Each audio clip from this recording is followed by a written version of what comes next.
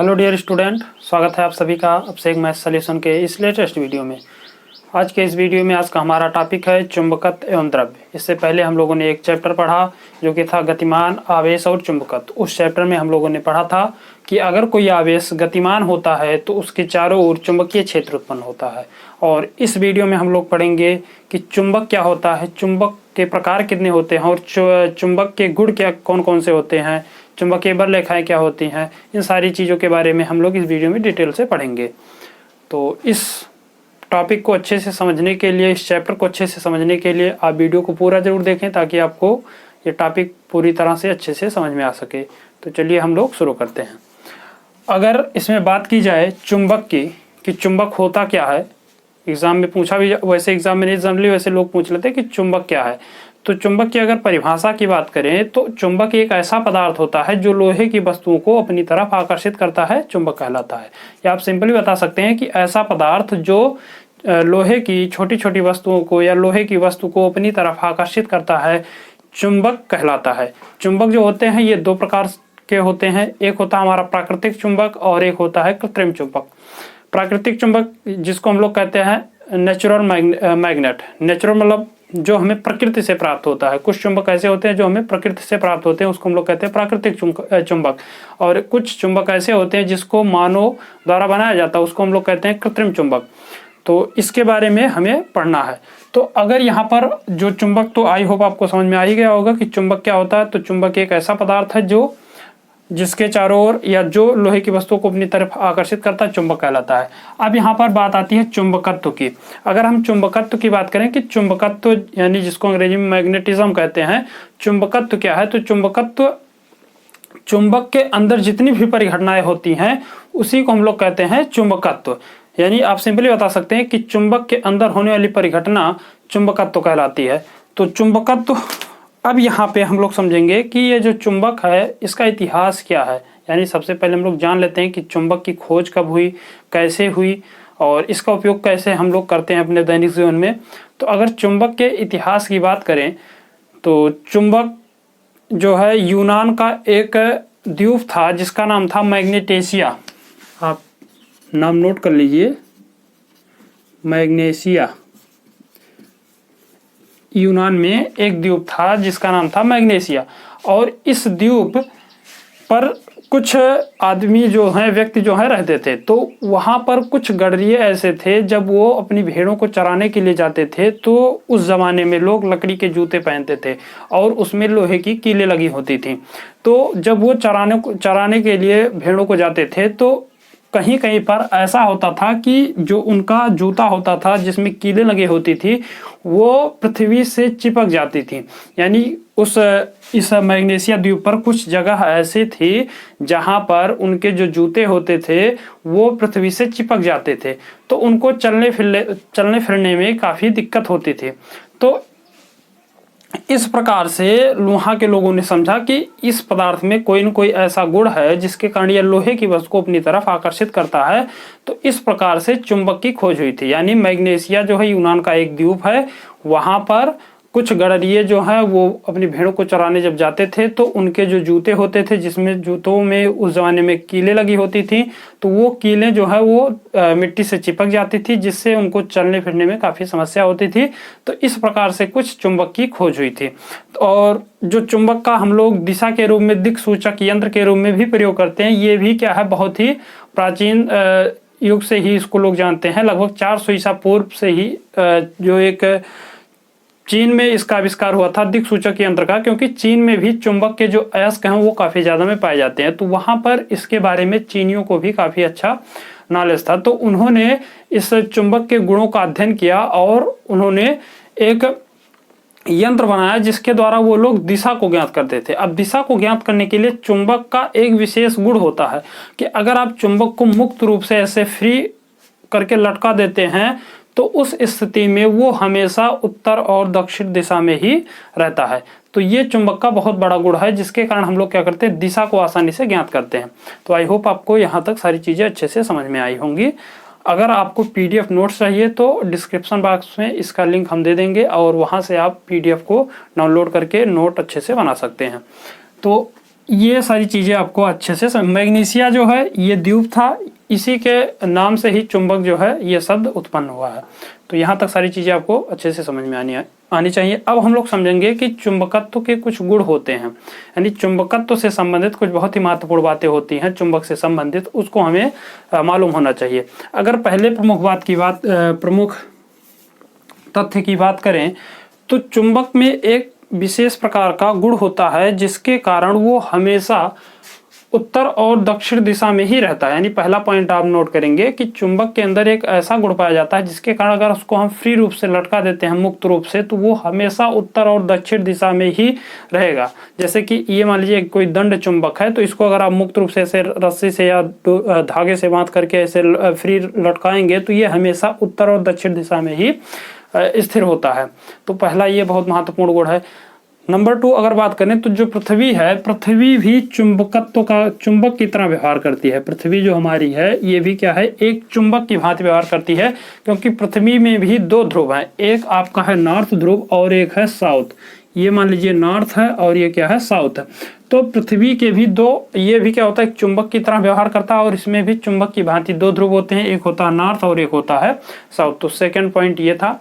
अगर third point की बात करें तो जो चुंबक है इसकी एक विशेषता होती है, इस जैसे कि आप लोगों ने इससे पहले वाले जो भी चैप्टर हम लोग स्थिर वैद्युतिकी में पढ़ते हैं वहां पर हम लोग पढ़ते हैं कि समान प्रकृति के अगर आवेश को एक दूसरे के समीप लाते हैं तो वो एक दूसरे को प्रतिकर्षित करते हैं, और अगर हम विपरीत प्रकृति के आवेश को एक दूसरे के समीप लाते हैं तो वो एक दूसरे को आकर्षित करते हैं। ठीक इसी प्रकार से चुंबक में भी होता है।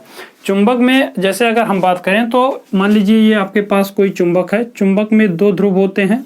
ये आपको ध्यान होना चाहिए कि अगर हम चुंबक को मुक्त रूप से लटकाते हैं तो चुंबक का जो सिरा उत्तर दिशा में होता है उसको हम लोग कहते हैं नॉर्थ पोल, और जो दक्षिण में होता है उसको हम लोग कहते हैं साउथ पोल।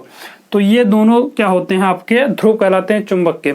अगर आप क्या करिए, 2 चुंबक लीजिए और दोनों चुंबकों को एक दूसरे के समीप ला करके रखते हैं, और यदि इन दोनों चुंबकों के समान ध्रुवों को एक दूसरे के समीप लाते हैं, यानी नॉर्थ को नॉर्थ के या साउथ को साउथ के, इस प्रकार से यदि आप नॉर्थ वाले ध्रुव को नॉर्थ के साथ या साउथ वाले को साउथ वाले के साथ एक दूसरे के समीप लाकर रख देते हैं तो इनके बीच हमेशा प्रतिकर्षण होता है। जैसा कि आप लोग पहले चैप्टर में पढ़े होंगे, वहां पर भी बताया जाता है कि अगर समान प्रकृति के आवेश, जैसे आप कोई प्लस आवेश लीजिए दूसरा भी प्लस आवेश, उन दोनों को एक दूसरे के समीप लाते हैं तो उनके बीच प्रतिकर्षण बल कार्य करता है।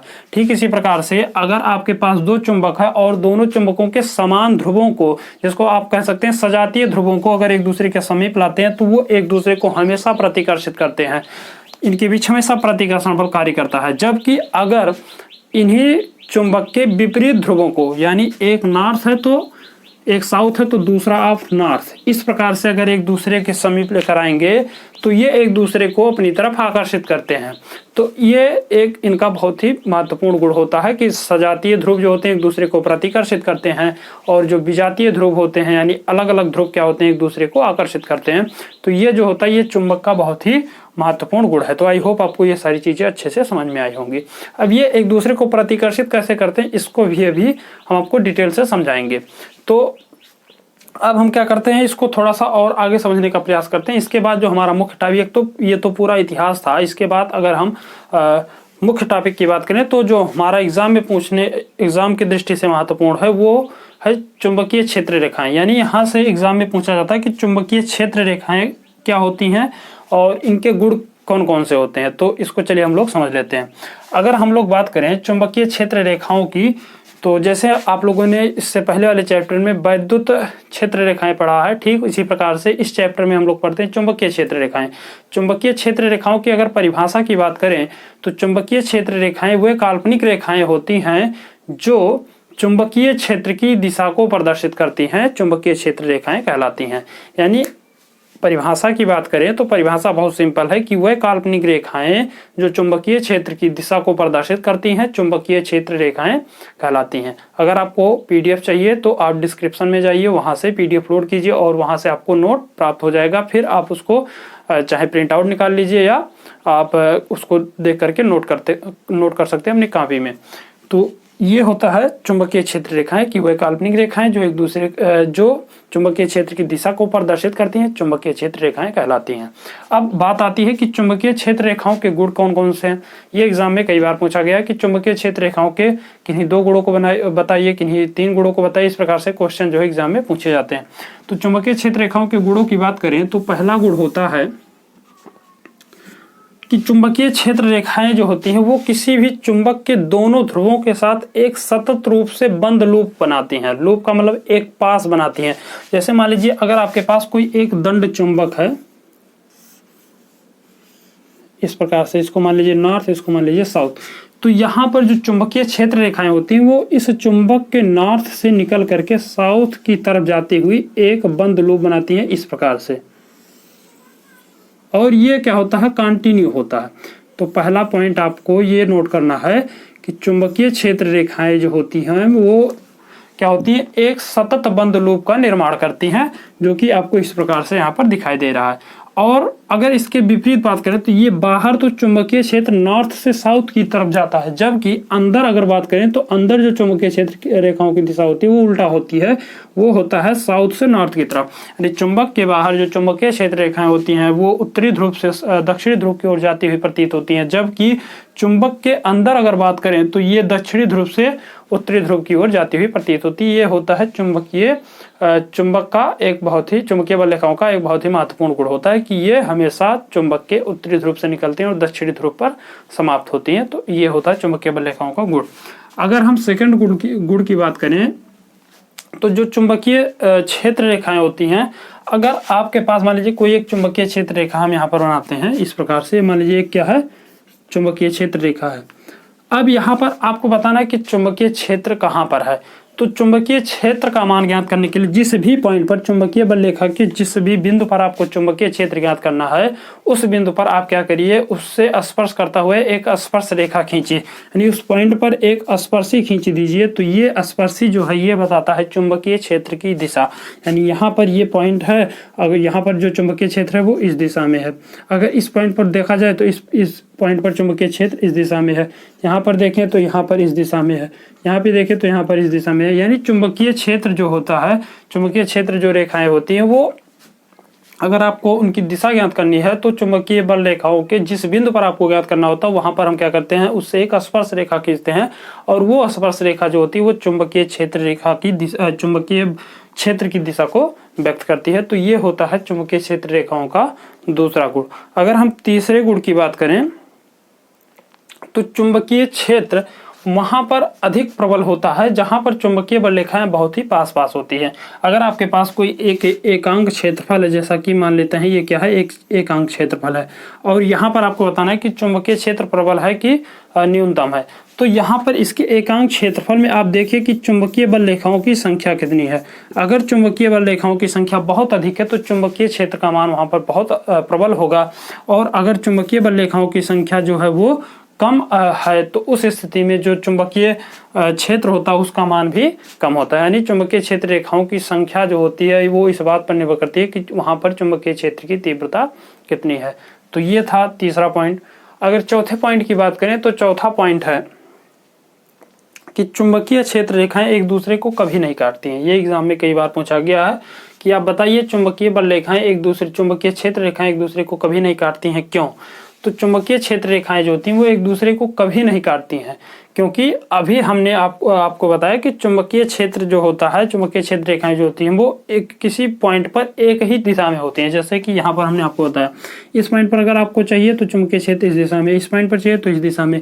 जबकि अगर चुंबकीय क्षेत्र रेखाएं एक दूसरे को काटती हैं, जैसे मान लीजिए इस प्रकार से, तो ये जो कटान बिंदु है यहाँ पर देखेंगे तो चुंबकीय क्षेत्र की 2 दिशाएं प्रदर्शित होंगी। एक आप देखिए तो इस दिशा में और एक इस दिशा में, और ये 2 दिशाएं जो है यही क्या है, गलत है, क्योंकि चुंबकीय क्षेत्र की 2 दिशाएं नहीं होती हैं। चुंबकीय क्षेत्र की जो बल रेखाओं की जो दिशा होती है वो एक ही होती है। तो आप ऐसे सिंपल लिखेंगे कि चुंबकीय क्षेत्र रेखाएं एक दूसरे को इसलिए नहीं काटती हैं क्योंकि कटान बिंदु पर चुंबकीय क्षेत्र की दो दिशाएं प्रदर्शित होती हैं जो कि असंभव है। तो इसीलिए वहां पर चुंबकीय क्षेत्र जो होता है वो एक चुंबकीय क्षेत्र रेखाएं जो होती हैं एक दूसरे को नहीं काटती हैं। तो आई होप आपको यहाँ तक सारी चीज़ें अच्छे से समझ में आई होंगी। अगर आपको वीडियो अच्छा लगा हो तो चैनल को सब्सक्राइब कीजिए, वीडियो को लाइक कीजिए, और नोट्स चाहिए तो आप PDF को डाउनलोड करिए और वहाँ से आप नोट्स को प्राप्त कर सकते हैं। और अगर चैनल पर नए हैं तो सब्सक्राइब भी कीजिए और वीडियो को लाइक कीजिए। मिलते हैं अगले वीडियो में, तब तक के लिए जय हिंद।